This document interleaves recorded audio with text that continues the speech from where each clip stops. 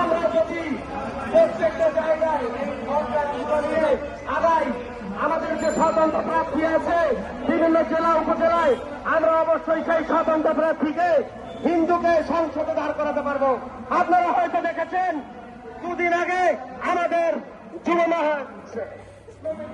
মহাজোটের advocate Govinda পারমাণিক আমাদের মহাসচিব কোটালীপাড়া 3 আসন, গোপালগঞ্জ 3 আসন থেকে নমিনেশন নিয়েছে স্বতন্ত্র প্রার্থী হিসেবে।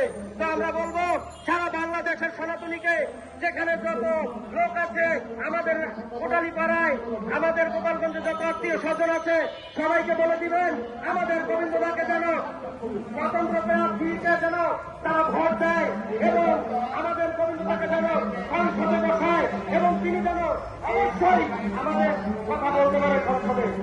ধন্যবাদ সকলকে। আমি এই খুনের দীপু দাসের তীব্র নিন্দা জানাই। এমনকি আমি আরো হুঁশিয়ারি দেই, আপনি যদি সুষ্ঠু বিচার না করতে পারেন